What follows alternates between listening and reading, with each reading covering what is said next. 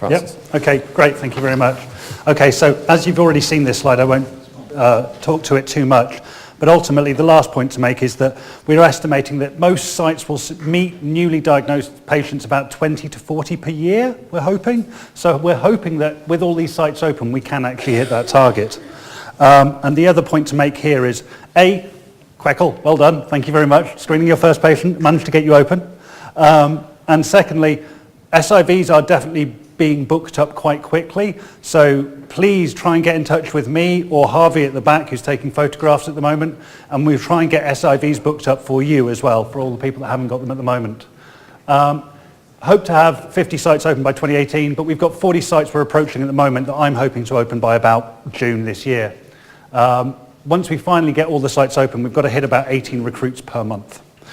Okay, so randomization system. This is what it looks like when you log in, when you go to the sealed envelope page. Have I skipped a page? Oh no. Essentially, just straightforward login. Okay, so this is what it will look like once you log into the page. You'll have add a subject, you'll have queries, your overdue forms, and then subjects. So at the screening visit, once you've finished all your screening activity, we'd quite like you to go onto this system and click on add a subject, and you'll be presented with this screen. It's very straightforward. You just put in the randomization screening number. This will be on the logs that you've got in your site file, so you'll complete the log and you'll have the number for every patient. And specifically, these notes fields, they're not required. If you feel like you have something to share with us, go ahead, but they're not a specific requirement. And then you just click the button, save the form. So at that point, all the bloods get whisked off to Cambridge. See, that's just a demonstration of what the screen looks like. And we will receive the bloods, and we will enter the biomarker status into our randomization system. So I'm technically unblinded to the biomarker, but everyone else in this room is going to be blinded to it effectively. So once you've entered this subject, they're coming back for your baseline visit, and you've collected all of the information, and it's all satisfactory.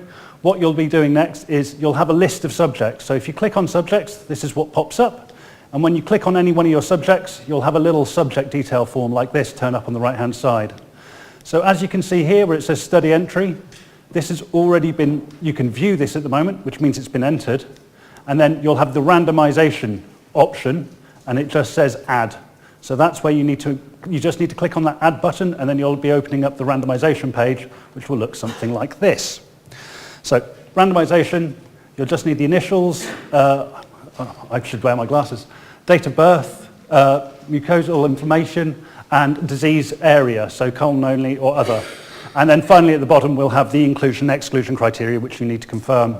And then just click the button at the bottom and you'll be presented with this screen. This will show you that you've been successfully randomized. So here you can see that it says it's randomized, what they've been randomized to, and the date and time.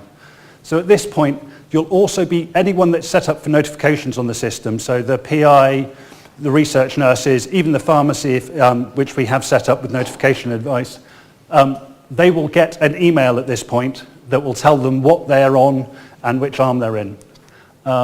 So once you've clicked off that just is again confirming all of the information that you've just supplied, and you'll have an email that looks something similar to this, which has their number in, where your site is, and the step and the group randomization group. And finally, the last bit, I won't talk about queries. Essentially, it's a feature of the system that we won't be using, so we're not going to be talking about it today. But otherwise, if you click on overdue forms, you'll be presented with something similar to this, and a list of your patients. Green, there's two forms there. So there's the initial screening subject registration, and then there's the randomization form. And as you can see here, what we've got is one has been completed for this patient 8, and the other one is not applicable as in it hasn't been completed, it hasn't been opened up yet. Just very briefly talking about timelines, CRFs, we'd like them back in 7 days, other CRFs 14 days. Send us scanned copies of these CRFs to that email address. Please use an nhs.net account, it would be very helpful, it makes sure it's encrypted point to point. This can be done with photographs. If you don't have access to a scanner, we're not that fussy. We just want to make sure that we have all the information. And then the original copies go to the site file. Is there any other points I had to make about this?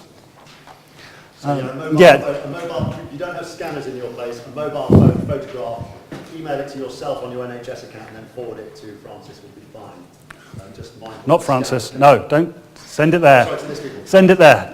Don't send it to me. I don't want to see it. Send it there.